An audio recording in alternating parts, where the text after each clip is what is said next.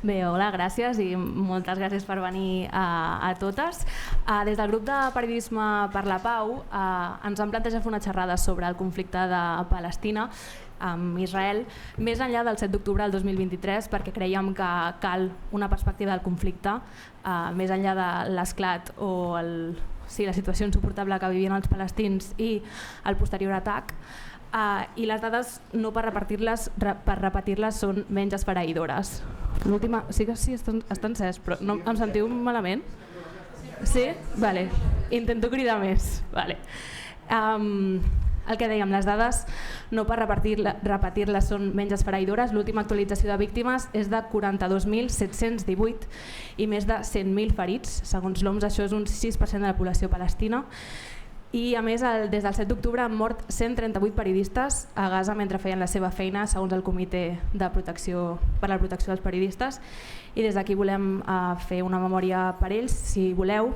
També hem fet una exposició que es diu Veus silenciades, que està, si voleu, després d'aquesta xerrada, podeu anar-la a mirar, són les fotografies i on treballaven tots aquests periodistes al final d'aquí, del passadís.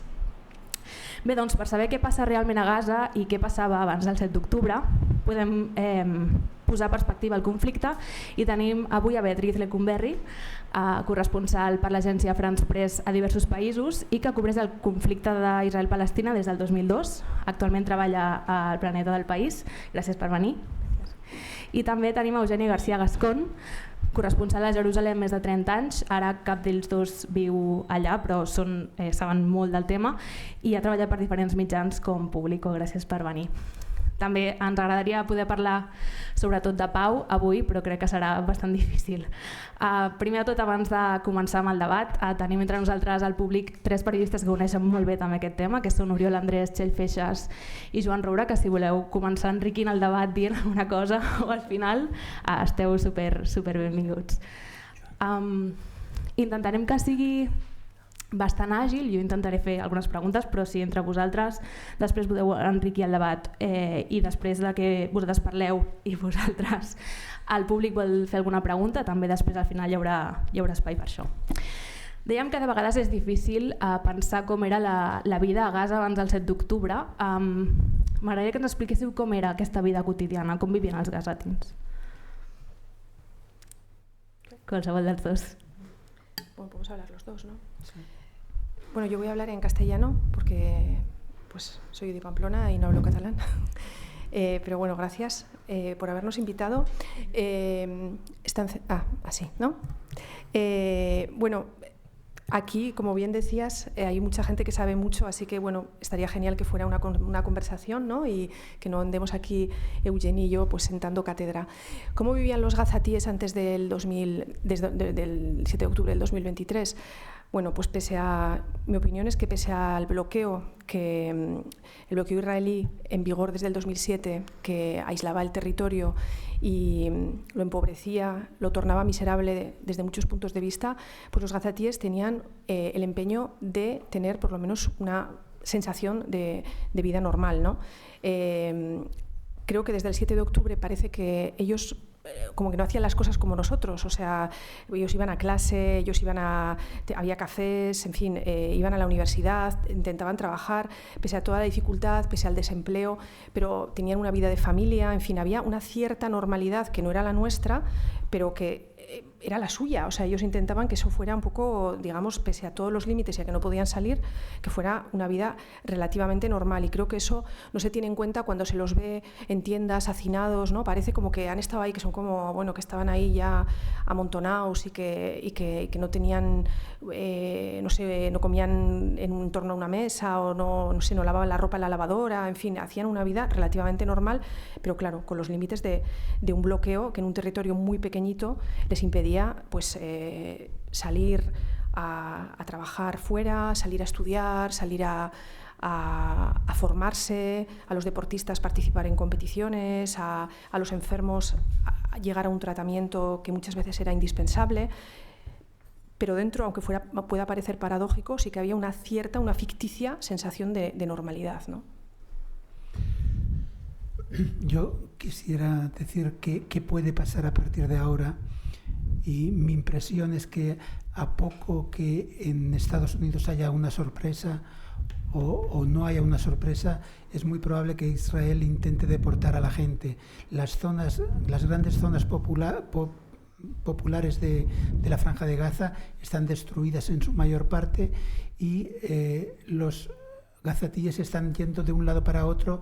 El ejército los lleva ahora aquí y a los pocos días los saca de ahí y los lleva a otro sitio, a los pocos días los lleva a otro sitio, y esta gente yo creo que está destinada, a poco que se den las circunstancias favorables para Israel, a ser deportada a Egipto y luego a marchar a otros países de Europa y de Estados Unidos y de América Latina. Yo creo que esa es la intención y por eso no los están dejando asentarse en ninguna parte de la Franja de Gaza, para que voluntariamente se vayan. Y eso, en función de lo que ocurra el día 5 de noviembre en Estados Unidos, podría ocurrir y sería una catástrofe. Pero bueno, reconstruir la Franja de Gaza va a ser muy difícil, va a necesitarse mucho dinero y es una tarea muy, muy difícil de devolver la normalidad, entre comillas, después de todo lo que ha pasado durante el último año. Clar, com deies, no és tant tornar a la normalitat o simplement sostenir la situació que hi ha ara, perquè les dades diuen que el 80% de la població, que són 1,84 milions de persones, tenen inseguretat alimentària ara. Si no és deportant-los o fent alguna cosa, com es pot sostenir que aquestes persones puguin menjar o puguin tenir hospitals, perquè també els estan bombardejant, no? La gente los gazatíes realmente no tienen ninguna posibilidad de prosperar si no es con la colaboración de Israel. Israel, después de lo que pasó el 7 de octubre, difícilmente va a colaborar. Entonces la vida de esta gente va a ser un infierno, incluso aunque no se marchen de la Franja de Gaza, aunque se queden allí. Va a ser un infierno por la sencilla razón de que Israel no va a permitir que esa gente viva una vida normal. No sé si Beatriz está de acuerdo. O sea, yo con respecto al hambre que comentabas, pues justamente la semana pasada salieron las cifras nuevas de una especie de organismo que es algo así como el termómetro del hambre, ¿no? De la inseguridad alimentaria, que describe la situación actual y traza las previsiones hasta abril del 2025. Entonces, la situación de Gaza no tiene comparación con nada de lo que se haya vivido hasta ahora en términos de inseguridad alimentaria, ¿no? Entonces, en este momento hay más de 100.000 personas que están en el estado catastrófico, que se llama, de hambre. O sea, catastrófico quiere decir que no tienen nada, no comen durante días y que necesitan urgentemente un tratamiento y que probablemente no se recuperen nunca de esas secuelas. Pero para abril, esas 100.000 van a ser 300.000. O sea, 300.000 personas es un montón de gente, y el resto no es que estén bien, sino que ese termómetro del hambre marca de 0, que somos nosotros, ¿no? Que estamos muy, muy bien, hasta 5, y en este momento toda la población de Gaza está en el nivel 3, 4 o 5. Es decir, todos tienen hambre, y hay algunos que realmente están ya sufriendo unas consecuencias gravísimas del hambre. Entonces, a ver, o sea, es que lo del hambre como crimen de guerra creo que todos lo tenemos muy claro. O sea, es algo que, bueno, en fin, ya todos hemos leído lo que hemos firmado en los últimos años, en las últimas décadas. En fin, esto es de manual. Y luego, claro, el problema es que ahora estas cifras catastróficas están sobre todo en el norte y en el sur, en el extremo sur. Y en el norte, hace ya 20 días, por ejemplo, que no llega nada de ayuda humanitaria. No es que al centro y al sur llegue mucha, pero llega un poco. Entonces, o sea, la gente, es que es difícil de imaginar, pero es que salir a la calle y no, aparte de que la mayoría ya no tienen dinero, porque ahora justo hablábamos con Uriol, o sea, el dinero en Gaza, o sea, no hay bancos, no hay, por eso ya lo olvidamos, no hay cajeros, no hay bancos, no hay Western Union, o sea, nada. Hay gente que tenía dinero líquido y que con ese dinero se va capeando, ¿no? Pero no entra dinero, o sea, el dinero es el que había, los billetes son los que había. Entonces, el dinero, me decían que cada vez está más viejo, físicamente viejo, se rompe, ya nadie lo quiere, o sea, los séqueles se rompen, o sea, es un billete de poca calidad, se rompe. Entonces, no hay tampoco dinero, ya nadie vive no te puedes endeudar, porque ya, ¿quién te va a prestar? O sea, ¿quién te va a fiar? Entonces hay gente que tenía dinero en efectivo que te puede, si alguien te hace una transferencia haciendo triangulaciones, puedes conseguir un poco de líquido. Si partes de ese principio que tienes un poco de dinero, sales a la calle y ¿qué hay? Es que en el norte no hay nada, no hay prácticamente nada. No hay puestos en la calle de reventa de ayuda humanitaria, pero en este momento ya en el norte muy pocos. Entonces, cuando ves los precios, por ejemplo, pues que 3 patatas pueden costar, yo qué sé, 15, 20 euros, es que es una barbaridad. No los tengo en la cabeza, pero han salido muchos artículos así.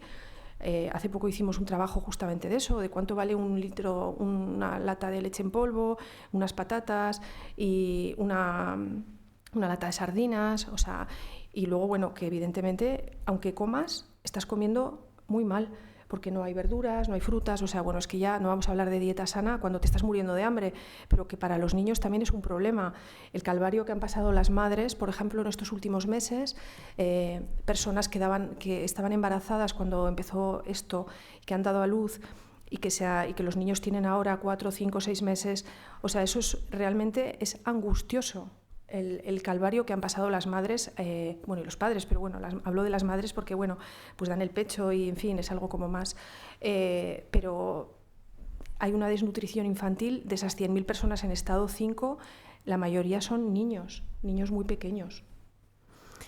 I amb aquesta situació dramàtica, per dir alguna cosa, creieu que es pot fer alguna cosa des del periodisme o des de la ciutadania per empènyer cap a un alto el foc el més aviat possible i que es pugui revertir ni que sigui una mica o parar de que sigui pitjor la situació? Yo creo que esto es muy difícil. Hay buena voluntad por parte de mucha gente y eso es algo loable, pero es muy difícil que una iniciativa popular prospere. Recuerdo que hace unos años un diplomático me comentaba que ellos hacen informes, un diplomático destinado en Jerusalén me comentaba que ellos hacen informes continuamente que los envían a las capitales europeas y que esos informes sirven para hacerse otros informes que al final llegan a los jefes de Estado y que los jefes de Estado simplemente dicen esto no puede entrar en el orden del día de la reunión nuestra, esto no puede entrar, no lo aceptamos que entre en el orden del día, no vamos a discutir este punto porque es un tema que no queremos discutir. Esto lo dicen los dirigentes alemanes, los franceses. Entonces, si esa gente, que es la que realmente podría hacer algo, se desentiende del problema, yo creo que es muy difícil que la gente que no tenemos otros medios, que somos gente digamos, llana del pueblo, no veo una manera por la cual podamos incidir en esa gente. Esa gente tiene sus prioridades y es una situación vertical en la cual la parte de arriba decide siempre lo que se ha de hacer y lo que dice la parte de abajo simplemente no importa. Y de ahí que no esté ocurriendo nada y que vea difícil que pueda ocurrir algo. Beatriz. Pues estoy totalmente de acuerdo con Eugeni. Yo creo que a nosotros como periodistas nos toca, pues a todos, no perder el foco, como tú decías, y no perder el ánimo. Porque, o sea, Israel no ha dejado entrar a un periodista extranjero en Gaza desde el 7 de octubre del 2023. Lo que Israel quiere es que se deje de hablar de Gaza. Entonces, si dejamos de hablar de Gaza, pues ya está. O sea, de lo que no se habla es como si no existiera. El 7 de octubre del 2024 las bombas caían sobre Beirut y el primer aniversario del inicio de la ofensiva en Gaza, que ya sé que es solo una fecha, pero es un momento también de decir un año, ¿no? Las fechas marcan. Pues hubo muy poco espacio para hablar de Gaza porque estábamos casi todos, ¿no? Hablando, la vista estaba puesta en Beirut, que es normal. Pero bueno, la narrativa israelí es muy buena y ellos marcan mucho la agenda. Desde el momento en que no nos dejan entrar en Gaza y desde el momento que han matado a tantos periodistas como tú has dicho, ellos marcan la agenda. Entonces, simplemente yo creo que es, bueno, saber lo que queremos contar, cómo lo queremos contar. Hablábamos de esto comiendo con Xavier, no sé dónde está, aquí, que somos periodistas, no somos activistas, pero esto es, estamos ante un caso, estamos ante algo enorme y nuestro deber es seguir contándolo, o sea, que nada nos distraiga. A mí lo único que me mueve es decir que nada nos distraiga. Y yo tengo esperanza de que quien toma las decisiones pues también lea los periódicos, quién sabe, o sea, porque si no, pues no sé, pues me cambio de sección y me voy a gastronomía y ya está. Pero quiero creer que eso, pues bueno, puede... en cualquier caso, lo que a mí respecta és seguir treballant. En aquest sentit que tu deies, com ha canviat en la vostra dilatada trajectòria la feina de corresponsal cobrint aquest conflicte? Bueno, desde el momento en que no dejan entrar a la gente en la Franja de Gaza, pues ha cambiado mucho, porque llevan un año bombardeando día y noche la Franja de Gaza y los únicos periodistas que ha habido son los periodistas autóctonos que han hecho una labor ímproba, pero que han muerto, ha costado muchas vidas la labor que han estado realizando, lo que demuestra primero que son perseguidos y segundo que también hay un bombardeo indiscriminado que no atiende a unos objetivos de guerra auténticos. Entonces, lo que más ha cambiado ha sido pues estar un año, yo no sé si ha habido otra parte del mundo donde ha habido un año que los periodistas no hayan podido entrar. Una situación así no sé si se ha dado en otra parte, pero ya es relevante para lo que está sucediendo dentro de la Franja de Gaza con la información que los periodistes gazatíes nos envían cada dia. Clar, sí, perquè el que està passant en aquest any no té precedents tampoc en aquest conflicte, ¿no? O sigui, sí. Yo creo que no tiene precedentes. Bueno, empecemos diciendo que el 7 de octubre de 2023 las milicias de Hamas mataron a 1.200 israelíes, pero luego la respuesta que ha dado Israel ha sido desproporcionada. Esta es una táctica que es conocida precisamente con el nombre de Dahia, doctrina Dahia. Dahia es el sur de Beirut, los barrios chiíes del sur de Beirut, donde un general que fue jefe del ejército, Gadi Eisenkot, que es ahora un político, formuló esa teoría diciendo que había que destruir lo máximo posible de infraestructuras civiles. Eso justamente se ha llevado a cabo no solo en la Dahia, sino también en la Franja de Gaza. Y bueno, el resultado es que está todo destrozado. Abans dèiem que Israel o el govern d'Israel controla tot el relat, però hi ha veus en contra del govern d'Israel? Es pot donar... La població està en contra del que està fent el seu govern o realment són comptades ocasions? A ver, yo creo que desde antes, porque es importante que no perdamos también el foco en eso, ¿no? O sea, esto no empezó el 7 de octubre del 2023, esto lleva muchos años pasando. Efectivamente, lo que ha pasado desde entonces no tiene precedente y es horroroso, pero con respecto a las líneas, a las críticas, ¿no? a la ocupación desde dentro de Israel, pues hay gente, efectivamente, minoritarios, que llevan tiempo pues diciendo que ese no es el camino, ¿no? Que la seguridad y la estabilidad de un país no se puede construir a costa de los derechos de millones de personas. Lo que pasa que, bueno, es difícil, yo creo que si era ya difícil pensar así antes del 7 de octubre del 2023, porque te sentías muy solo y cuando tú dices lo que piensas, emprendes un camino pues, de mucha soledad en Israel, en ese un poco un gueto, ¿no? Pues ahora todavía mucho más, porque, claro, después de lo que pasó en los kibbutz de cerca de Gaza, que fue un horror, claro, pues el discurso era como un discurso único, o sea, o conmigo o contra mí. Entonces ha sido muy difícil que esas voces divergentes encuentren un lugar. Yo creo que hubo un momento de shock en la sociedad israelí, que hasta con gente pues, abierta al diálogo y por la paz y tal, que además, paradójicamente, pues, vivían en esos kibbutz que fueron atacados también, pues no se podía hablar de estos temas. Entonces era como... Y ahora yo creo que la fractura vuelve a aparecer. Pero no hay que decir, yo creo que no hay que caer en la trampa de blanco, negro. O sea, cuando vemos las manifestaciones en Tel Aviv de los sábados por la noche, decir, ay, mira, toda esta gente está contra. ¿Pero contra qué? ¿No? Porque hay gente de muchos que están contra diferentes cosas. O sea, pueden estar contra Netanyahu, pero pueden decir, hasta el último gazatí que lo aplasten, hasta los niños, todos son terroristas. O pueden estar... contra Netanyahu, pero que vuelvan los rehenes y luego expulsemos a todos los gazatíes, como dice Eugenio, los llevemos ahí a otro lugar, o pueden estar realmente por la paz. O sea, es gente diversa, o sea, que les puede unir estar contra Netanyahu, pero eso no quiere decir que estén contra lo que está pasando en Gaza, o no forzosamente. Pero lo que está claro es que la sociedad israelí ni la sociedad palestina, o sea, la ocupación no deja indemne a nadie, ni al ocupador, ni al ocupante, ni a los espectadores tampoco, que yo creo que en algún momento esto nos va a pasar algún tipo de factura, porque la inacción también, ¿no? Es insoportable, nuestro silencio es insoportable.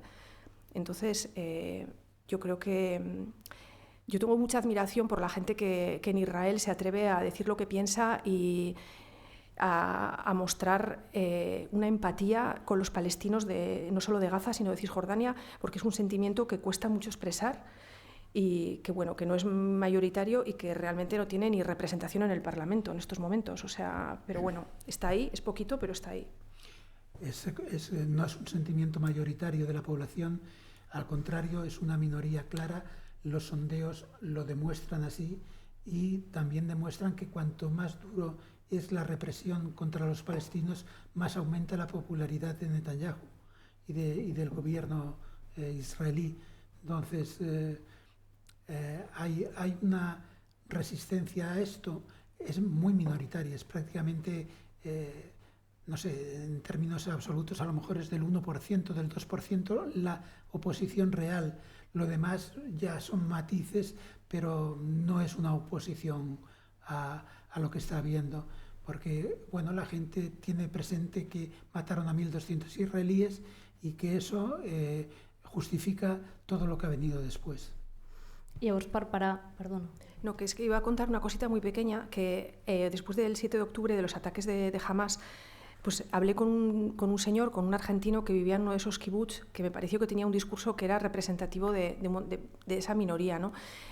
Pues el señor, bueno, lo iban a secuestrar, al final, bueno, tiene una historia así como muy particular, se libró del secuestro porque estaba herido, lo abandonaron porque iba a ser una carga y entonces él, claro, él iba a esas manifestaciones de Tel Aviv, votaba por Meretz, que es el partido de la izquierda israelí pues tradicional, que ya en las últimas elecciones no tiene diputados, no tiene representación parlamentaria, y en el kibbutz, pues el 70% de la gente, muchos de ellos latinoamericanos que vinieron pues con las dictaduras y las persecuciones allá, votaban por Meretz, por esta izquierda, y muchos de ellos pues habían ido a Gaza hasta que se pudo entrar.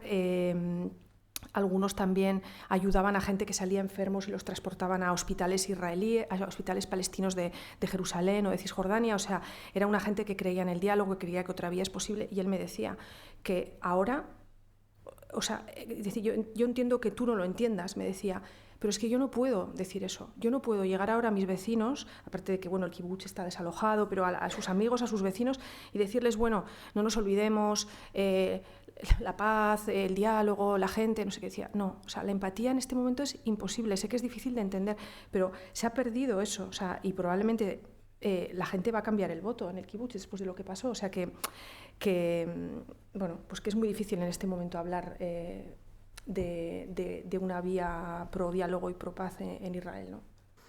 Hi ha alguna via d'esperança després de... Clar, o sigui, perquè no? O sigui, pot passar alguna cosa. Queda clar que probablement no vingui des de dins, ha de venir des de fora. Sí, yo creo que la única manera de progresar realmente sería una presión occidental muy fuerte sobre Israel, pero ya comentaba antes que los mandatarios europeos se lavan las manos y son conscientes de lo que pasa porque reciben informes de lo que está pasando, pero se lavan las manos. Entonces, ahora tenemos unas elecciones en Estados Unidos que pueden ser decisivas en función de quién gane. Si gana Trump, yo creo que la deportación estará más cerca, la deportación de los palestinos. Y si gana Kamala Harris, quizá no tanto, pero Israel hace lo que quiere y ya se ha visto durante estos últimos meses como la administración americana ha estado presionando a Israel para un alto el fuego y no lo ha conseguido. El otro día Netanyahu dijo en una nota de prensa que había estado hablando con Donald Trump y que le había dicho justamente eso, que nosotros escuchamos lo que ustedes dicen con atención, pero hacemos lo que nos interesa a nosotros. Y eso es lo que han estado haciendo hasta ahora y lo que van a hacer a partir de ahora. Yeah.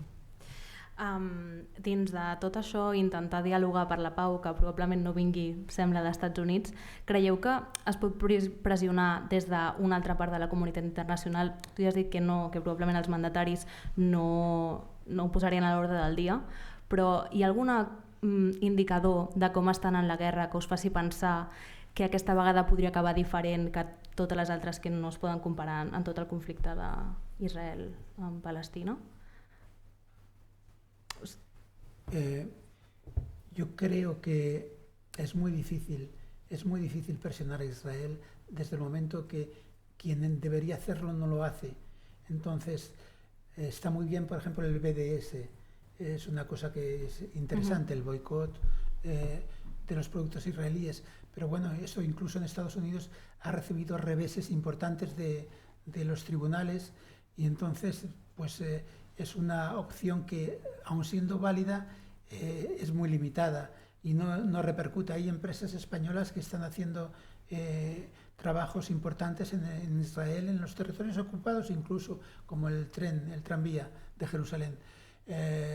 Entonces, ¿qué se puede hacer? Se puede decir a Pedro Sánchez, usted prohíba a la empresa tal vasca hacer esos tranvías en Jerusalén Este.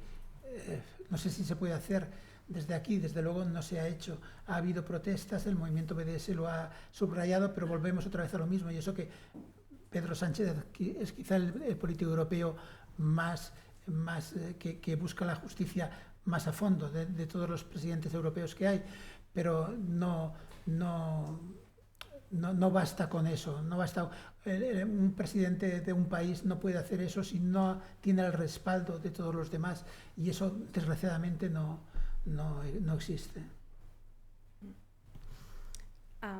Hem parlat molt de Gaza, però potser també hem oblidat Cisjordània.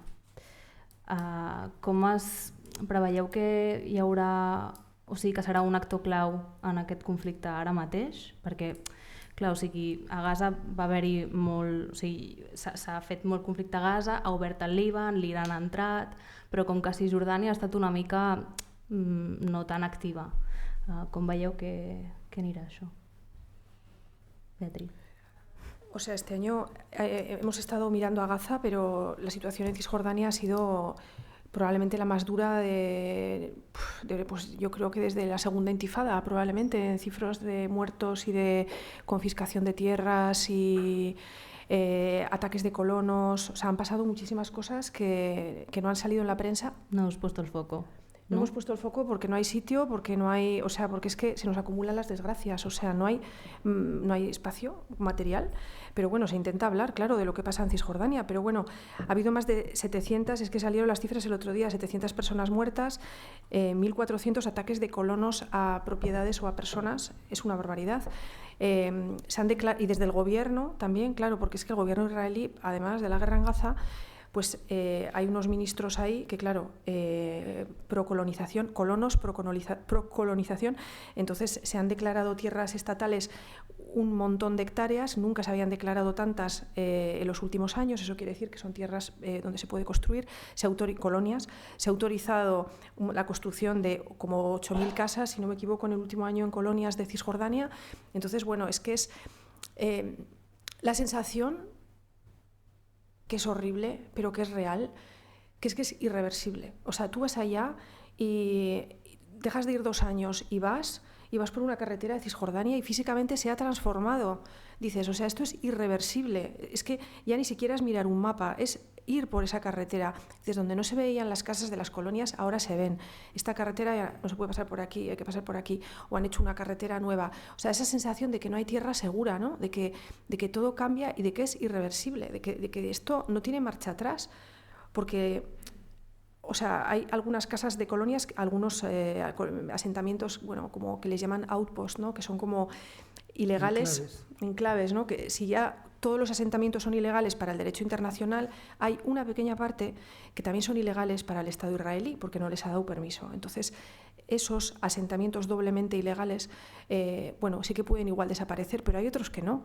Y la situación en Cisjordania es, yo creo, sí, es muy difícil dar marcha atrás ahí, me parece a mí. De todas maneras, hay incluso asentamientos de estos que son enclaves pequeños que han sido legalizados en el último año. Eso es, ha habido una legalización récord de outpost, les han dado agua, electricidad, seguridad. Entonces es que eso ya es que da marcha atrás a eso.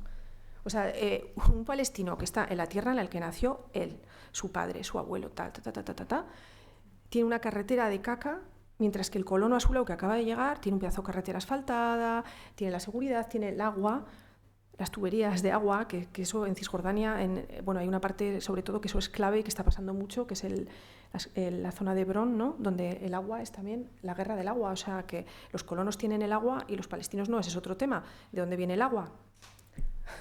Clar.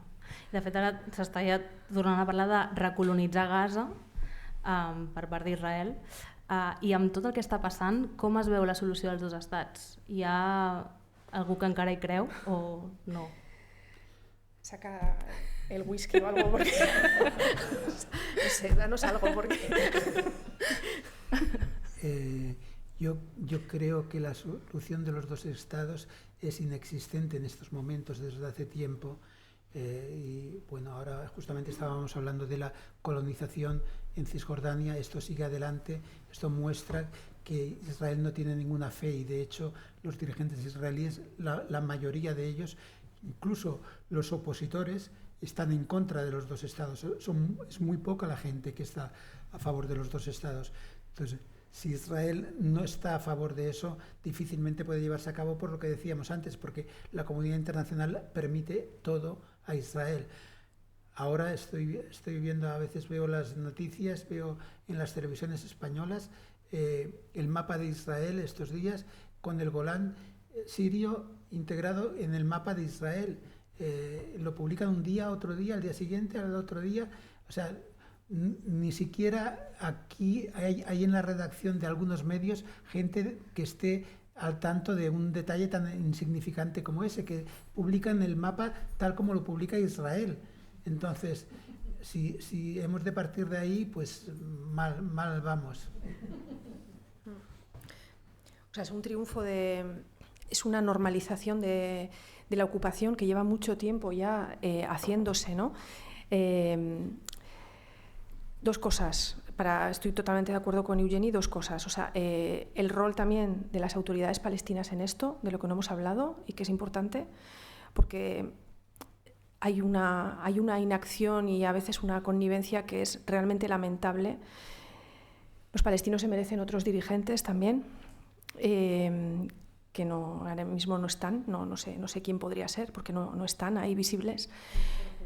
O en la cárcel, claro, por eso no están visibles, pero los que están en la cárcel tampoco se les conoce, hace tanto que están que ya no sabemos ni cómo piensan, porque claro, eso por un lado, y luego un detalle que me pareció revelador y que yo creo que habla por sí solo.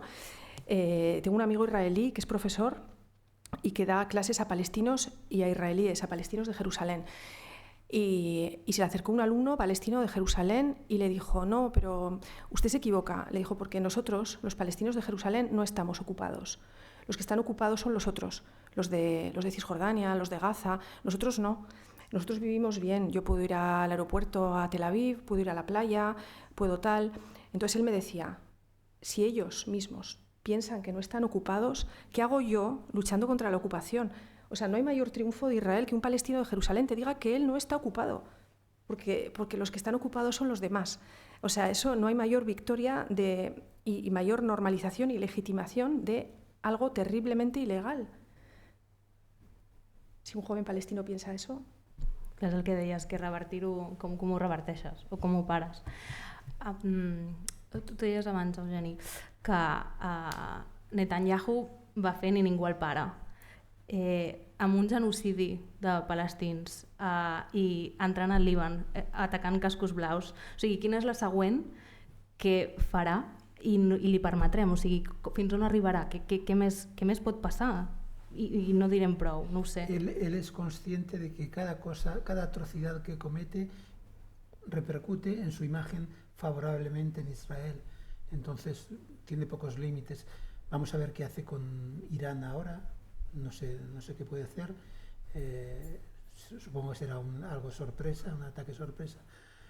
Pero todo lo que hace en ese sentido, cualquier atrocidad que comete repercute positivamente en su imagen dentro del país. Entonces, entre eso y que nadie le obliga a parar, porque está en la mano de la comunidad internacional parar eso, pero si no se para es porque no se quiere, es decir, no hay una voluntad de quererlo parar. Entonces, posem-nos en l'esperança de que algú es para. Hi hauria algun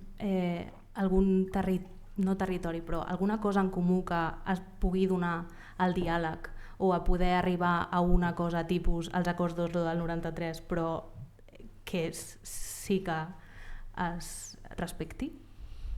Yo creo que lo único que se puede hacer es imponer, pero eso no se quiere hacer. Se podría imponer, pero no se quiere hacer. Y ahora vamos a ver, porque si gana Trump, ya veremos lo que pasa, porque esto, si gana Donald Trump, seguramente habrá allí cambios importantes para los palestinos, pero muy serios, no solo en la Franja de Gaza, sino también en Cisjordania. De hecho, ya él ha reconocido la última vez que fue presidente, la vez anterior que fue presidente, reconoció el Golán precisamente como territorio, como parte de Israel, llevó la capital, la embajada a Jerusalén. Es decir, si gana él, no sabemos lo que puede ocurrir, pero será muy negativo para los palestinos. Hi ha alguna... No sé si volies dir alguna cosa. Hi ha alguna veu per al diàleg que no... Bueno, entre aquí hi ha periodistes, però també hi ha gent que no ho és. No sé si hi ha alguna veu de persona que estigui a favor del diàleg o que sigui important que seguim. Esta gente que está a favor del diálogo es muy importante, pero se ha de admitir que es gente marginal. Yeah. Entonces, pero de una marginación muy mínima. Entonces, bueno, nosotros a veces en Occidente damos mucha voz a esa gente, ¿no? a las organizaciones no gubernamentales que ayudan a los palestinos y tal, pero bueno, se ha de admitir que eso es una cosa muy marginal, a pesar de que a veces les demos titulares aquí. Pero está bien leerlos y escucharlos también, o sea, bueno. Creieu que s'hauria de fer, bueno, abans ho has dit una mica, no? A l'ofici de periodista de fer una mica més d'empènyer, no? cap a aquesta pau. Com es pot fer això en aquest conflicte? Quines són no sé, els consells que doneu? Los consejos. Sí, que antes has dicho, ¿no? Que para hacer... Para presionar a los gobiernos, ¿qué puede hacer un periodista? Bueno. Si los jefes de Estado europeos no hacen caso de lo que dicen sus diplomáticos allí, que lo están viendo y están informando igual o mejor que los periodistas, porque tienen más información que los periodistas, y no les hacen caso, ¿qué caso se puede hacer a los periodistas? Yo lo veo un poco difícil. Desde el periodismo es complicado, sí. O sea, nosotros tenemos un margen muy pequeñito. Podemos seguir simplemente informando y que la gente no se olvide. Pero influir en los que toman las decisiones, yo creo que... O sea, no sé, es que ¿qué podría pasar? Que las calles salga mucha gente... Es que no, tampoco está pasando. O sea, bueno, sí que sale gente a las calles, pero no tiene ningún efecto tampoco. No sé, o sea... El otro día un amigo israelí me decía, es que hasta que no Europa no nos exija, por ejemplo, un visado para entrar, nosotros no vamos a hacernos ninguna pregunta, por ejemplo. Nunca me había planteado eso, ¿no? Hasta que nosotros en Jerusalén, para ir a España, para ir a ver un partido del Real Madrid, no tengamos que ir al consulado de España con todos los palestinos a hacer cola, a pedir nuestro visado, como que no nos vamos a dar cuenta de que algo está pasando. Me pareció un poco banal, pero dije, pues no sé, igual, no sé, el tema de los visados nunca me había planteado que podría ser... pero eso no influye en Netanyahu, ¿eh? Netanyahu le da igual. O sea, el único motor de cambio es Estados Unidos, no hay más, porque ni siquiera Europa, bueno, aparte Europa no está unida. Entonces, es el único motor es ese. O sea, es que no hay más, no hay que darle más vueltas. Los demás se pueden poner pañitos o hacer... Son gotitas de... O sea, un granito de arena por aquí y tal, pero si queremos que algo cambie... Es hasta que Estados Unidos le deje de interesar que esto siga ocurriendo. Es que no hay más. Es así, es que no hay más. Pero a lo mejor no le va a dejar de interesar que... ¿no? O a Netanyahu le deje de interesar seguir bombardeando Gaza, que también puede llegar un día en que le deje de interesar. Ja. No sé si algú de vosaltres té alguna pregunta o voleu fer alguna reflexió. Espera. Sí, perdón. Bueno, dos preguntas.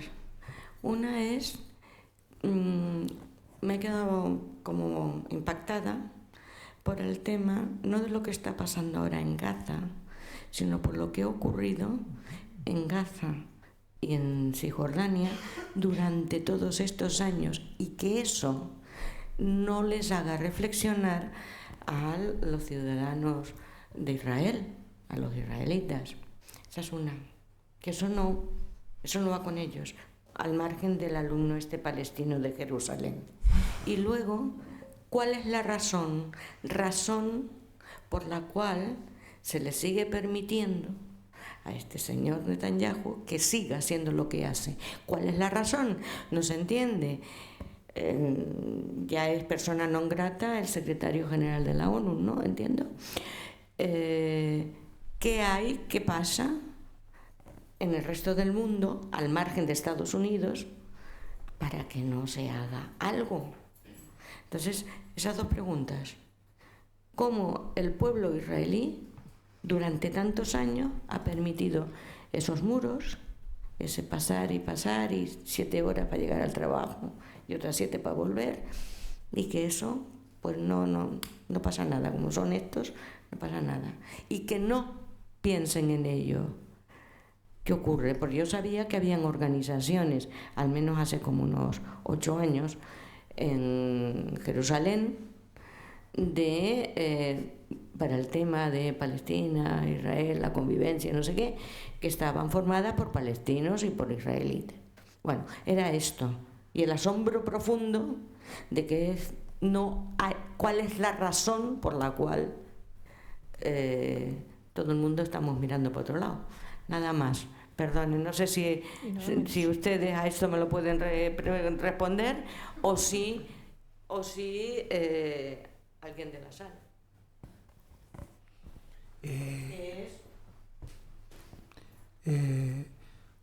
¿Por qué no hay una solidaridad amplia? Porque hay una solidaridad muy minúscula, muy pequeña. ¿Por qué no hay una solidaridad de los israelíes con los palestinos? Bueno, es una buena pregunta. Y yo no tengo una respuesta para esa pregunta. Es una pregunta que no sé, me pilla un poco muy grande para responderla. No sabría decirle por qué no existe esa solidaridad que debería existir. No digo que fuera total de toda la sociedad israelí, pero sí de una minoría al menos numerosa. No es el caso. No es el caso. ¿Por qué? No sé, quizá mala conciencia porque están allí y no deberían estar, quizá, no sé. No sabría responder, pero constato eso, que la inmensa mayoría de los israelíes no se solidarizan con los palestinos, a pesar de que ellos ven que están sufriendo. No lo quieren ver, pero lo ven y lo saben perfectamente, porque todos allí, casi todos, hablan lenguas extranjeras.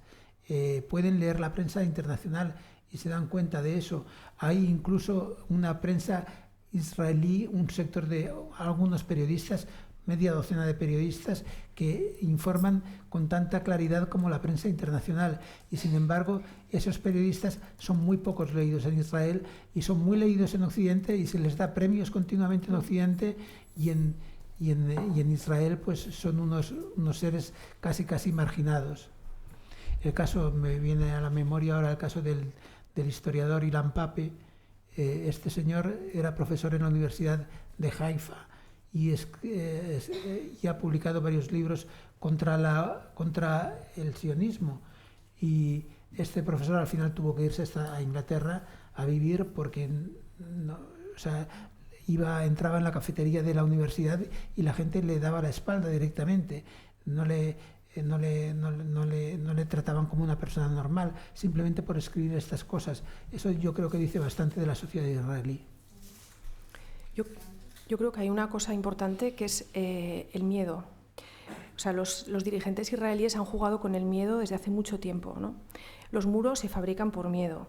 Entonces, la población tiene miedo. Netanyahu, por ejemplo, ha ganado elecciones porque ha inflado el miedo no tanto a los palestinos, sino, por ejemplo, hacia Irán. Yo os voy a proteger. El miedo es un factor importante en la sociedad israelí.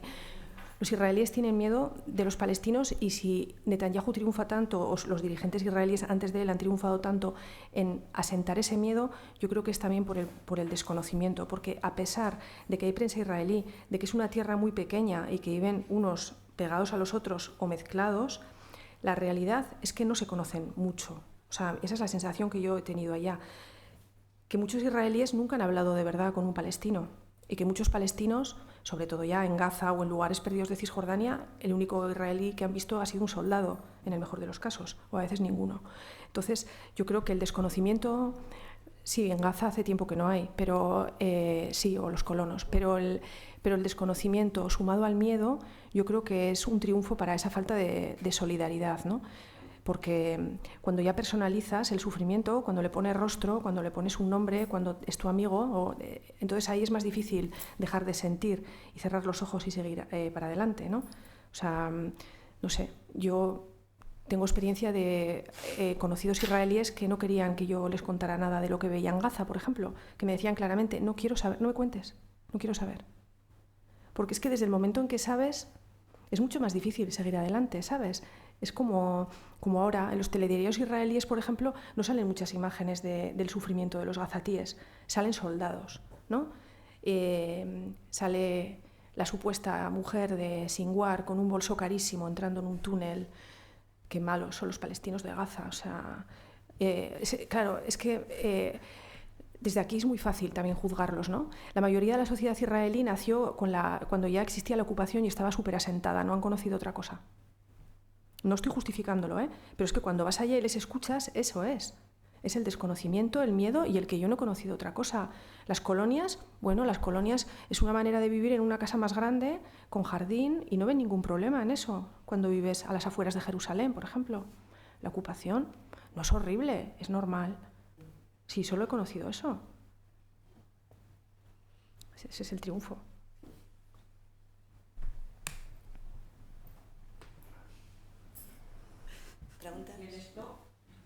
El stop ya, eso más ingenio. Yo soy muy pesimista al stop. Hola.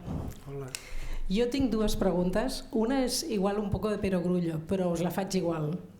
Que és, realment als Estats Units li compensa aquest suport incondicional a un genocidi? Per què? I la segona, una que em sembla molt fascinant, que és quin és el futur d'Israel?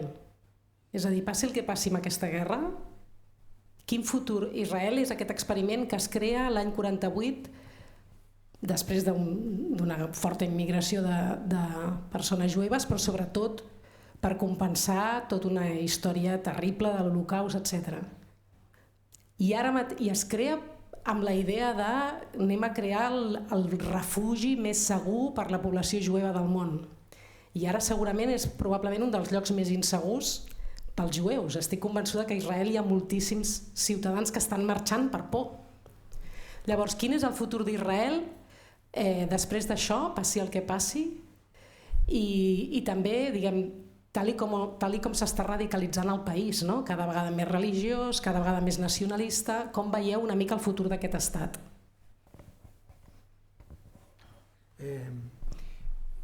A mí me parece que Israel, como todo proceso histórico, tiene un principio y tendrá un final. ¿Dónde está el final? No lo sabemos, pero sabemos que hasta que llegue ese final va a sostenerse sobre la fuerza y la violencia. Eso es lo que yo creo. Yo creo que el final de Israel va a llegar no por una guerra, no por el 7 de octubre, no por una cosa de estas, va a llegar por la propia naturaleza del Estado, que se va a ir deteriorando a partir de algún momento. Pero mientras eso no ocurra, y de hecho ya algunos creen que se está empezando a producir ese fenómeno, no sabría decir si es cierto o no, pero algunos creen que ya está en un proceso de deterioro importante el Estado judío. En mi opinión es que claro, que va a tener un final como todo tiene un final. Y yo no lo veo muy lejano. Quizá yo no lo vea, pero no creo que tarde mucho más, porque es un experimento que es un experimento casi diría que maligno para el lugar donde se encuentra, ¿no? Entonces va a ser, en algún momento será rechazado por el lugar donde está Oriente Medio, y la gente que está allí tendrá que emigrar a otros países y hacer una vida en la diáspora como la han hecho durante milenios. No consigo hacer predicciones sobre... O sea, hablábamos antes con Eugenio, como que vivir allá me ha hecho... Me veo incapaz de pensar lo que puede pasar, porque siempre te equivocas, porque la realidad siempre te supera. O sea, si hace un año nos hubieran dicho que estaríamos hablando de esto, ¿sabes? Es imposible. ¿Cómo puede haber tantos miles de muertos en Gaza? ¿Cómo el mundo puede tolerar? No, es imposible. Está pasando. O sea, es algo como que nos supera. O sea, yo creo que siempre se puede caer más bajo, siempre se puede hacer más daño. O sea, es algo como que me veo incapaz de pensar lo que puede pasar en Israel. Solo sé que efectivamente hay una herida profunda. O sea, es lo que dice Eugenio, no puedes salir como entraste. Y es algo que hay un deterioro también, no hay segundas vías, solo hay una vía, solo hay un camino, y ese camino, esa huida hacia adelante, esa radicalización también tiene un final. No puedes seguir sin edie haciendo eso. En eso estoy de acuerdo, pero como que no me atrevería a decir que dentro de un año, por ejemplo, es que no lo sé, porque es que es inadmisible lo que está pasando, nos supera a todos. O sea, yo creo que todavía no llegamos a verlo en toda la dimensión. Y lo de Estados Unidos... Pues la verdad es que, mira, yo no conozco, tú conoces mucho más, que has estado allá, pero yo nunca he vivido en Estados Unidos. Pero la sensación que tienes cuando los ves en los briefings de prensa es que están bien incómodos con esta situación, ¿no? Y que no saben cómo justificar más y cómo salir, cómo dar unas explicaciones lógicas. O sea, el otro día veía un portavoz que realmente decía, siguiente pregunta. O sea, ya podía contestar. O sea, es como porque no hay respuesta posible a la pregunta del hombre, que era totalmente justificable, ¿no? ¿Cómo pueden estar ustedes justificando esto que ha pasado hoy? Siguiente pregunta. Es que más claro agua, es como siguiente pregunta. Entonces, yo creo que evidentemente no le compensa, pero como que no tiene opción, ¿no? Se ha embarcado ahí en este apoyo completamente ciego a Netanyahu. Y es que, bueno, si a Biden no le incomoda, pero si gana Trump, yo creo que ahí, pues efectivamente, o sea, ya rebasó todos los límites en la anterior legislatura con lo del Golán y con lo de la embajada en Jerusalén, que nos echamos todas las manos a la cabeza diciendo, pero ¿cómo una embajada en Jerusalén? Son decisiones que no se revierten, que están ahí. Cada paso hacia adelante es un paso hacia adelante, no hay un paso atrás. Biden no ha quitado la embajada de Jerusalén. Por mucho que se echara las manos a la cabeza, la dejó. Entonces, quiero decir, todo se acumula. Entonces, bueno, yo creo que a Estados Unidos no le compensa, pero tampoco, no hay una marcha atrás tampoco. A mí no me extrañaría, por ejemplo, si Israel desaparece de aquí a 10 años, pero tampoco me extrañaría que desapareciera de aquí a 100 o 200 años. Ahora, lo que ocurre es que en algún momento tendrá que desaparecer como pasa con cualquier proceso histórico, y eso es un proceso histórico un poco nacido del pecado original del Holocausto, ¿no? En cuanto a la primera pregunta de Estados Unidos, yo no sé por qué, pero Israel tiene una presión, la comunidad judía en Estados Unidos tiene una fuerza tremenda en lo tocante a la política americana, tanto en el Partido Demócrata como en el Partido Republicano. Y entonces, bueno, esa influencia quizá hoy me parece menor que hace unos años. Vamos a ver cómo evoluciona, pero pero sigue siendo una fuerza muy grande y entonces obliga a los presidentes y al Congreso, le obliga a actuar conforme a los intereses de Israel. Sí. Hola, bona tarda. En relació a... Bueno, hi ha dues coses que potser em portarà una mica de temps, però les volia dir. Aquest tema si li porta als Estats Units, si li surt a compte, i això que tu dius, la influència dels Estats Units, dels jueus o diríem d'Israel als Estats Units, està basada en l'economia, perquè el lobby pro-Israel està pagant les campanyes electorals, o està posant molts diners a les campanyes electorals de molts d'aquests congressistes i senadors que van aplaudir el Netanyahu com si el món s'acabés el dia que van al Congrés. Per tant, és un tema per un cantó de diners i després per l'altre perquè el complex militar industrial està ficat de ple a la política exterior dels Estats Units des de fa 30 anys i llavors els que porten la política exterior, que són l'extrema, els neoliberals aquests d'extrema, no sé, dreta, perquè neoliberal és així, que aquests han anat sempre amb una política intervencionista, bel·licista de la guerra infinita, que diuen, i són els que manen, tant en època de Biden com en època... Biden, tant demòcrates com republicans. Volia contestar això perquè a mi em sembla que... I ara, en aquesta campanya que està tenint lloc en aquests moments, el lobby pro-jueu ha posat en els estats aquells on hi havia dos candidats, un que era pro-palestí o a favor d'acabar la guerra i que als Estats Units deixi de finançar el militarisme israelià, doncs allà han posat tots els diners amb l'altre, amb el que estava a favor de la guerra d'Israel, etc. Per tant, i han influït, hi ha hagut uns resultats, han tret del camí a gent que era per final de la guerra, per la pau, etc. Això per un cantó. Su reflexión simplemente confirma que el lobby judío de Estados Unidos, que es muy pro-israelí, tiene mucha influencia y justamente eso es la cuestión. ¿Cómo puede acabar la influencia? Bueno, no sé, ahora en los últimos años ha habido políticos en el Congreso que han criticado a Israel abiertamente, pero son pocos.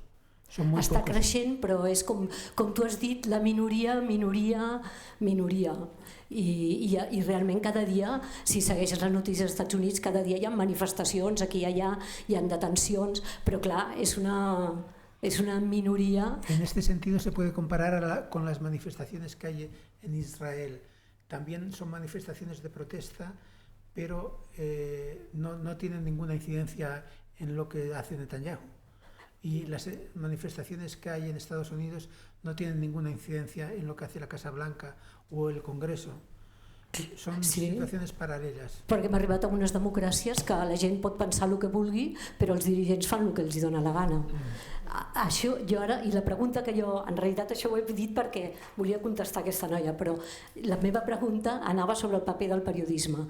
Em pregunto si a les rodes de premsa, no ja dels Estats Units, sinó en general, a cada roda de premsa els periodistes interpel·lessin més en els dirigents sobre el genocidi aquest de Gaza i tota aquesta política expansionista o agressiva d'Israel, no canviaré les coses. Els dirigents que vostè diu que no volen parlar d'aquest tema a les seves reunions, potser no es veurien obligats a parlar-ne si hi hagués una pressió més per part dels periodistes, com hi ha hagut en altres conflictes, com per exemple quan a l'apartheid de Sud-àfrica, etc., que els periodistes han sigut més actius? Un poco la respuesta la ha dado Beatriz hace unos minutos, hace 3 minutos, cuando ha dicho que el portavoz de la Casa Blanca, cuando le preguntan, ya pide la siguiente pregunta. O sea, pasan olímpicamente. Quizá no haya otro tema sobre el que pasan tanto como este, ¿no? Entonces, yo realmente hay gente que cree que el periodismo puede influir. Yo creo que en un caso específico como este, yo creo que el periodismo no puede influir. Puede influir puntualmente en un momento, en una coyuntura, pero no para hacer cambiar la situación.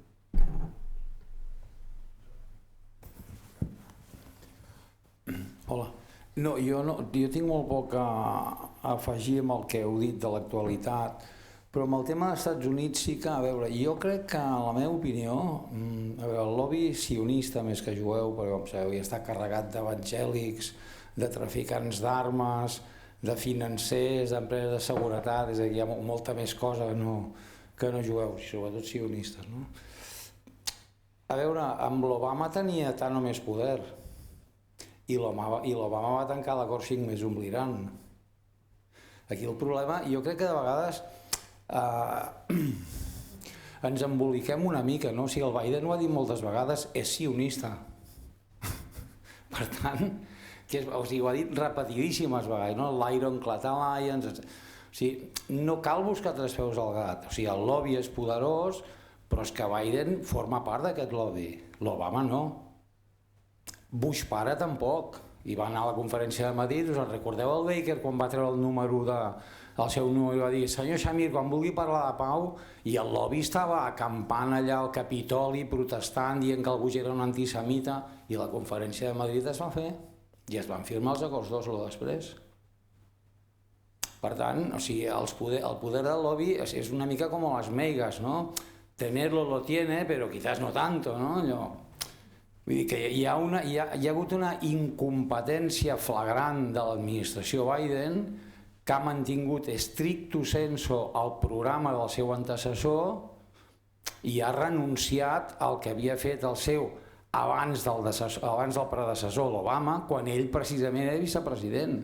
Hi ha hagut una voluntat de fer això. Mantenir els acords d'Abraham, tots sabíem que esclataria alguna cosa. Òbviament ningú preveia que passés el que ha passat. No m'atribuiré en absolut. Però tots dèiem, això petarà, l'Iran no ho tolerarà, la qüestió palestina no es pot passar per sobre i que Aràbia Saudita reconegui Israel. Tots sabíem que passaria alguna cosa, òbviament no aquesta envergadura. Per tant, aquí hi ha una voluntat manifesta de l'administració Biden d'anar molt més enllà, com a mínim d'anar tant més enllà com la que havia tingut Trump del Partit Republicà. Per tant, no ens ha d'estranyar gens que el dia 5 de novembre guanyi la mateixa persona que ha tingut el programa Biden, que és Donald Trump. No, clar, enteneu el que vull dir? De vegades magnifiquem molt les coses com de manual. No, hi ha hagut una voluntat del president demòcrata dels Estats Units, que és sionista, i ha governat com a tal. I per tant Israel està matant 40, 50, 60.000 palestins, perquè hi ha uns 10.000 cossos sota la runa, i amb ell no li sembla malament, perquè al capdavant s'estan defensant. O sigui, l'existència d'Israel està en perill. Ell es creu tota la mitologia sionista, el Biden se la creu a pies contilles. El Blinken ja no sabem ni què creu, jo crec que el que espera és plegar i anar a tocar la guitarra a algun pub, perquè clar, 11 viatges amb aquesta cara que fot, d'anar rastret pel Roma, saps? Vull dir que passa el que ha d'anar passant. Respecte al futur, sí, és cert, hi ha un perill de deportació molt important. Jo tinc molts dubtes, però, que Egipte o Jordània tornin a repetir. Aquí els occidentals ens movem amb uns tempos de videoclip. Ells es belluguen en tempos històrics. Allà tothom sap què va passar al 48, els israelians també ho saben, per això volen repetir, a veure si els hi surt bé. Però clar, Egipte i Jordània, jo dubto que puguin tolerar aquests règims, tant la monarquia jordana com la dictadura del Sisi, puguin aguantar l'entrada de 500.000 de palestins enfurismats, sobretot a Jordània, i que acabin de donar una majoria demogràfica brutal a la comunitat ja majoritària palestina que hi ha a Jordània.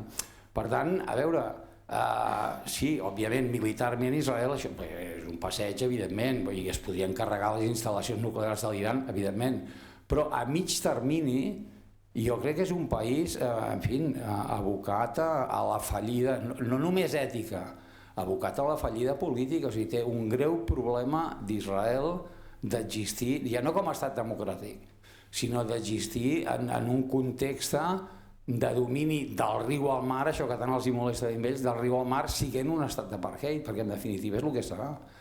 Per tant, és molt possible també que no només no hi hagi una deportació massiva, sinó que a més assumeixin el territori del riu al mar i que quedin amb un 50% de població integrada que és Palestina, i que tard o d'hora es donaran compte que el dels dos estats va morir amb el fracàs d'Oslo i que el que s'ha de demanar són drets civils i engegar una lluita a la sud-africana. És una possibilitat, jo no dic que vagi per aquí, però de qualsevol manera, en fi, òbviament aquesta guerra va molt malament pels que hi han mort, és una obvietat, però Israel està en col·lapse absolut polític, moral, diplomàtic mundial. A veure, aquí està naixent també una altra part del món que són els BRICS. En fi, dubto molt que els Estats Units, aquest New American Century d'abans de la guerra de l'Iraq, és que ja porten 2 guerres perdudes allà, Iraq i Afganistan. No se'n pot permetre masses altres, o sigui, la butxaca tampoc dona per tot. Procés de desdolarització, o sigui que el món està en un procés de canvi també. Hi ha molts factors aquí que no és que aboquin a l'optimisme, ni optimisme ni pessimisme, però que s'han de tenir en compte de cara a una realitat que tot ens sembla desesperant, perquè el que està arribant a Gaza, els que treballem dia a dia amb aquestes imatges, és demolidor, però bueno, s'ha de veure una mica més enllà de Gaza i veure una mica el context regional i global. Perdoneu. La verdad es que, bueno, estoy de acuerdo con el análisis que has hecho. Yo creo que puede haber algún cambio, pero todavía es pronto para saberlo, porque a muy corto plazo no sabemos si Trump va a ganar las elecciones o no. Y en función de eso va a haber... Kamala Harris es un poco distinta de Donald Trump. Entonces, en función de quién gane estas elecciones el día 5, veremos lo que va a ocurrir en los próximos 4 años. Pero si gana Trump, yo creo que veremos una expulsión de la población palestina de la Franja de Gaza, si no de toda, de una gran parte. Y bueno, luego que Israel esté abocado a una crisis que no ha visto en toda su historia es posible. También esto lo tendrán que decir cuando acabe el gobierno de Netanyahu y empiece otro nuevo. ¿Cómo será? Porque Netanyahu es una persona muy carismática y no sabemos cómo funcionará el siguiente que llegue a ser primer ministro de Israel. Entonces ahí hemos de esperar, o sea, estamos en unos momentos decisivos, pero hemos de esperar un poco a ver qué ocurre en Estados Unidos el día 5 y a ver lo que ocurre cuando Netanyahu deje de gobernar en Israel. Puede ser que estemos en un periodo de podredumbre de Israel, del régimen israelí, del régimen sionista, del gobierno sionista, es posible. Pero bueno, hay que esperar para ver lo que ocurre. No creo que podamos hacer un pronóstico muy claro al respecto en estos momentos. Jo voldria retornar a l'inici de l'acte aquest i per tant de lo que la pròpia moderadora, la Sònia, doncs és tornar al terreny del periodisme i del que ja sé. La Beatriz ho deia i ho penso que ho comparteixen la majoria dels periodistes, tant els que esteu a la taula com alguns dels que estan òbviament a la sala, i que intervinguessin des d'un punt de vista, si volen, per descomptat, de dir si controla tant el relat Israel i el que representa el sionisme mundial, que per tant vol dir governs internacionals, i en el cas d'Europa ho veiem també claríssim, ja no parlem d'Estats Units, i òbviament també controlen mitjans de comunicació, no ens oblidem, fins a quin punt també controlen, en fi, els mitjans i quin paper juguen aquí els periodistes que evidentment volen fer de periodistes de veritat i periodistes per la pau. Espereu un moment, acabo. Ho dic perquè moltes vegades hi ha mitjans als que respectem i hi ha periodistes que són amics i que coneixes la seva ideologia i el seu tarannà, tant de vosaltres dos com per descomptat el Roure que ha parlat, i no vull citar més noms dels que conec aquí a la sala, perquè ningú, si no vol parlar, no té per què parlar, de dir, escolta, tens la impressió de que sempre amb el fals equilibri aquest, de que hem de parlar totes les parts, els palestins no parlen. No parlen mai, o gairebé mai, perquè òbviament els que estan patint no poden parlar dels morts, encara menys. I a més això durarà, com ha explicat molt bé el cirurgià Abu Sati, que a més és rector de la Universitat de Glasgow. En fi, això és un genocidi en tota regla, perquè s'han carregat no només a molta gent, han destruït allò Gaza, Cisjordània porta part del Líban, etc., sinó que s'han carregat a les escoles, s'han carregat les universitats, s'han carregat per descomptat els hospitals. Per tant, quan costa allò crear un nou metge, una nova infermera, un nou, òbviament, professor, etc. Això costa 3-4 generacions. Per tant, que s'oblidin. Els palestins s'ha acabat. S'ha acabat. Si acabarà també, òbviament, Israel o l'estat d'Israel, no ho sabem. Ho dubto. Ho dubto mentre continuï havent molts negocis, sobretot lligat a les armes, perquè el negoci, com sabem, dels complexos militars, començant per Estats Units i tots els altres, és que després de la destrucció ve, òbviament, la reconstrucció. I la reconstrucció és un gran negoci. Ho hem vist a Iran, a Iraq, en fi, hi ha molts altres països, ho coneixeu tots perfectament. Per tant, se sentiu o se sentim satisfets amb el discurs que podem o no introduir o d'alguna vegada oblidar que sempre parli el que hem fet una gran cosa, que ens hem carregat el líder de Hezbollah o ens hem carregat a l'altre, etc. Suposo que es pregunta, els periodistes que estan a Jerusalem, quants morts hi han cada dia perquè algú mor, algun soldat. I per tant, per què no es fan reportatges del muertecito, o bien soldado pobre, que su madre y su padre, si és que en té germans, deu estar plorant, o la seva dona o el seu marit. No sé, per què no s'exploten més altres coses que baixin per una línia que obligui, no obligui, sinó que faci incòmode tant a la ciutadania perquè faci també més pressions sobre els governs i que, no sé si arribarem, com deia abans el Roure, a una situació com la que va passar de l'apartheid de Sud-àfrica. Serà difícil, evidentment. Aquí també tenen la responsabilitat els sindicats, els partits, les associacions, etc., tot el món, i la ciutadania en general. Però, en fi, us trobeu incòmodes o suficientment còmodes, almenys els periodistes d'aquí, perquè, clar, no ens oblidem, han sortit també manifestacions en contra de tot això que està passant, però als Estats Units les han reprimit i a pals, i els estudiants, hòstia, les han pagat molt cara, i l'han pagat catedràtics d'universitat simplement per dir que volien que, en fi, que com a mínim parléssim també del genocidi, i si no utilitzaven aquella paraula. I a Anglaterra ha passat el mateix. És aquí que tu pots sortir i, evidentment, et carregaran i l'ambaixada. És a dir, aquest acte mateix ho saben perfectament avui en dia, doncs, en fi, què estem fent i qui ho fan i com els noms de tots els que som. Perfectament. Per tant, respecte a com s'informa sobre el que està passant, hi ha coses que s'haurien d'ignorar i no informar tant. No informar, sinó, escolta, que expliqui el Netanyahu cada dia, o el seu ministre, jo explicant a les grandesses de los salvatges que són. A mi no em sembla que expliquin això quan parlen d'Ucrània, Rússia, de la guerra, expliquin, en fi, les meravelles de que Putin vagi sortint a explicar cada dia lo meravellós que som, que ens hem carregat un hospital en el que vivia tanta gent i ja s'han mort i s'estan morint de gana. Home, és que això sembla un western però mal fet. Llavors pregunto si teniu ganes de contestar, i no és una crítica als periodistes, perquè jo he sigut durant molts anys, soc professor de periodisme, investigació de periodisme, òbviament pertany al grup de Periodisme per la Pau, etc. No sé si voleu parlar d'això que sabeu, o que incomoda altres col·legues de mitjans europeus i nord-americans que evidentment no estan fotent una funció a favor de la pau en absolut, sinó de transmetre això com si fos, en fi, un western.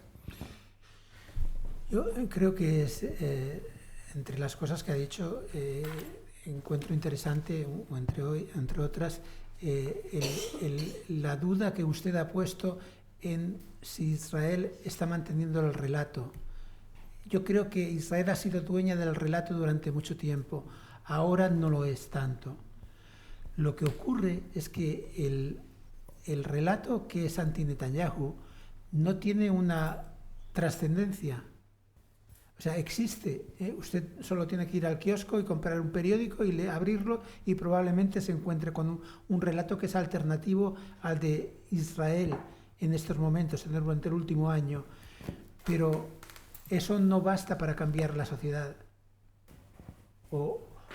Quiero decir, yo creo que hay periodistas que creen que se puede cambiar la sociedad así. Y es cierto que se puede cambiar muchas cosas, pero concretamente, en este caso, yo creo que no se puede cambiar. Israel, a pesar de todo, ya no es quien domina, el relato israelí ya no es el que domina la prensa occidental, incluida la de Estados Unidos. Hay otros relatos. Está el israelí y hay otros relatos. Pero el cambio de relato no es suficiente para que cambie la política de Israel en Oriente Medio, creo.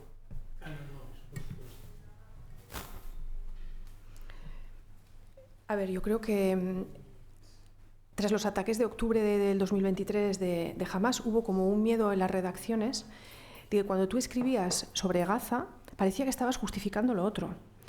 Algo absurdo. Porque hablar de unos muertos no significa que los otros no te importen. O hablar de Gaza no quiere decir que no te importe lo que ha pasado en los kibbutz. Lo digo porque a mí me ha pasado. A mí me han acusado de que no me importaba lo que pasó en los kibbutz. Entonces te encuentras, llevamos un año como justificándonos, ¿no? Que no porque por escribir de Gaza no nos importan los otros muertos. Eso por un lado, que es absurdo. Que es algo que, dices, pero ¿por qué tengo que estar yo justificándome de esto, no? Y luego yo creo que hay un tema importante con respecto a la información, que es la falta de acceso. Ahora mismo a cualquier periodista lo envían a Jerusalén y tienes alfombra roja y pétalos de rosa para cubrir toda la información israelí, todas las facilidades. Puedes hacer todo lo que quieras, muy fácil. Sin embargo, contar Gaza a distancia pues lleva su tiempo y mucha dificultad. Técnica, lo primero. Que la gente se te ponga al teléfono. Es muy difícil tener una conversación en este momento con un gazatí vía telefónica para que te cuente cómo está. Porque tienen poca batería, porque están en una tienda de campaña, porque van a priorizar su batería para hablar con otra gente y no contigo, y porque finalmente lo que tú escribas no les cambia en absoluto la vida. A mí cada vez me preguntan más los gazatíes, pero no con así como no, con ironía o como...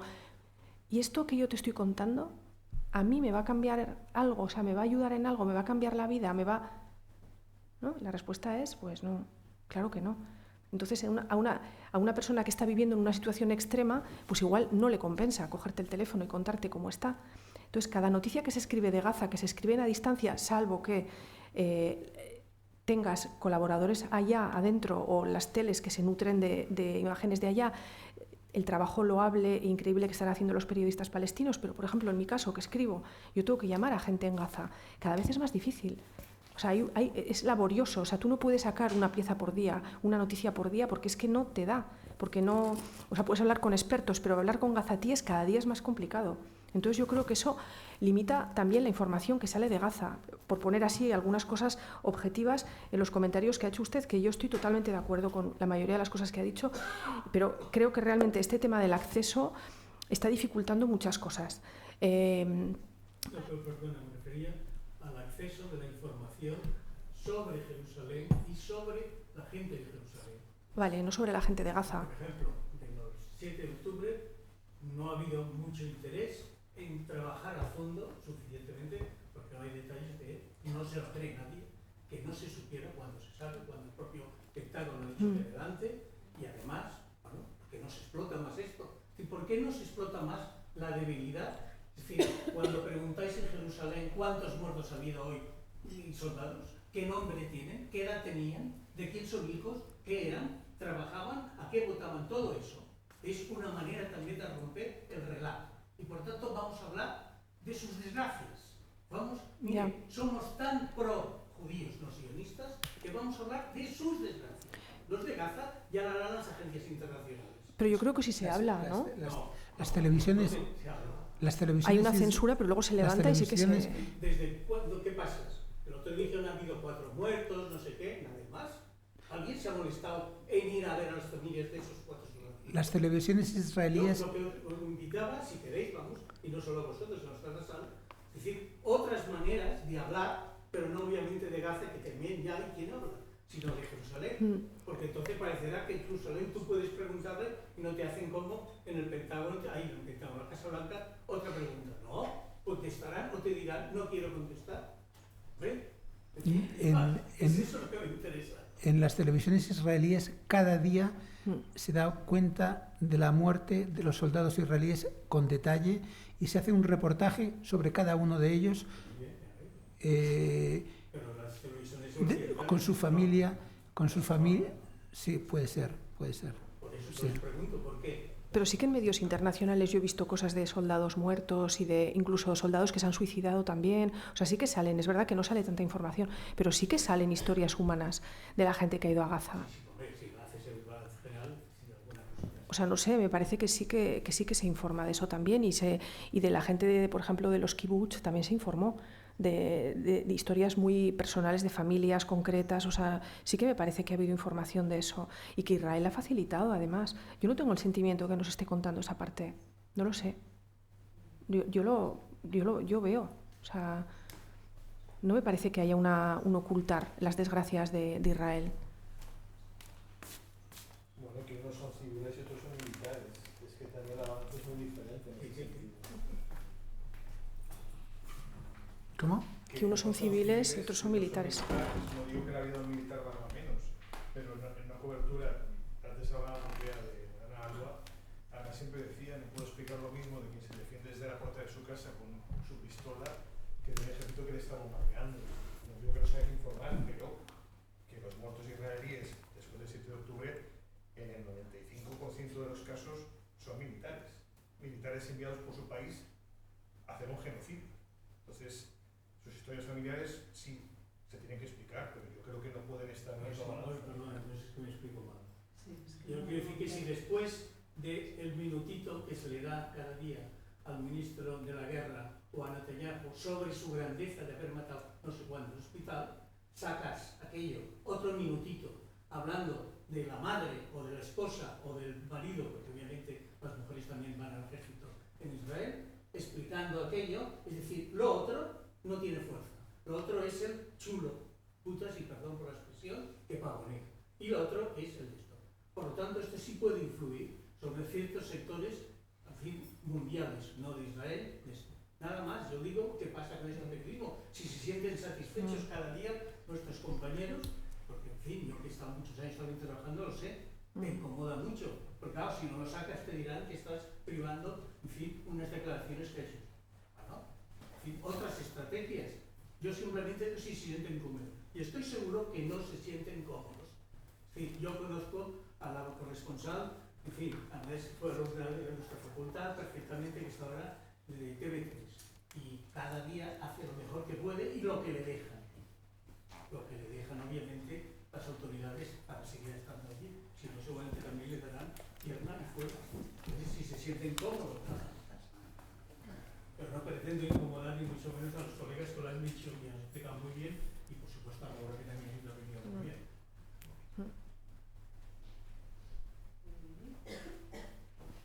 Si em permeteu, amb un gir de tema, no? Jo penso que informem d'una cosa o d'una altra sempre té alguna repercussió, potser molt petita, potser en aquest cas és ínfima. Va passar també la guerra a l'ex-Jugoslàvia, era un escàndol generalitzat i no passava res, fins que no li va convenir al Clinton, em sembla que era, no va bombardejar al voltant de Zagreb, no? O quan van entrar a Somàlia en el seu moment. O sigui, hi ha coses que se'ns escapen, no? Hi ha coses que sabem que podem influir sobre l'opinió pública fins a un cert punt, i que aquesta opinió pública pot influir sobre el que fan els governs, pot influir sobre si hi ha més o menys comerç d'armes, pot influir sobre si avança o no el BDS, el boicot als productes i a les inversions, que són coses que sabem que han tingut una certa repercussió en Sud-àfrica, etc. Però avui estem en una mena d'atzucac, no? Hi ha tantes forces que ens escapen al nostre control que tenim sentit d'impotència també. No només com a ciutadans, també com a periodistes, no? I això vol dir d'impotència, però com que estem en l'impàs, no sortim de l'impàs. I llavors potser ens hem de modestament elevar per sobre del carrer per poder veure la ciutat, no? I pensava que el periodisme, aquest elevar-se, crec que ens fa veure que el periodisme a vegades és només anar a socórrer accidents, no? Estar aquí, estar allà, i treballen poc per canvis estructurals que haguessin fet impossible arribar a aquest impàs, no? És a dir, anem tard, i ara ja estem posant pedaços. La política de fets consumats que avui està fent la va començar el 48, i si no llegiu el llibre de l'Avish Laim, del Muro de Hierro, em sembla que es diu, no? És una història de la diplomàcia, de la política israeliana desesperant. Llavors, també hem de ser humils i dir, això va més enllà de nosaltres, empenyem en la direcció que hem d'empènyer i ja veurem on arribarem. Si empenyem en la direcció que hem d'empènyer, potser ens trobarem en una circumstància on empenyent tenim més rendiment que no empenyent, no? Per tant, sense tenir clara quina és la sortida que hi haurà, sí que sabem en quina direcció hem d'empènyer.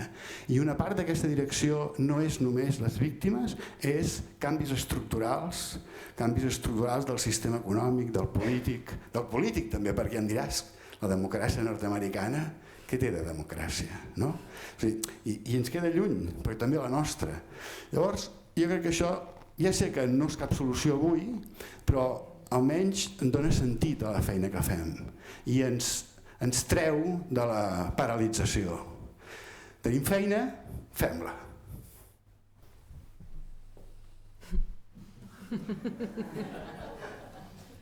Jo crec que ho podem deixar aquí. Exacte, sí.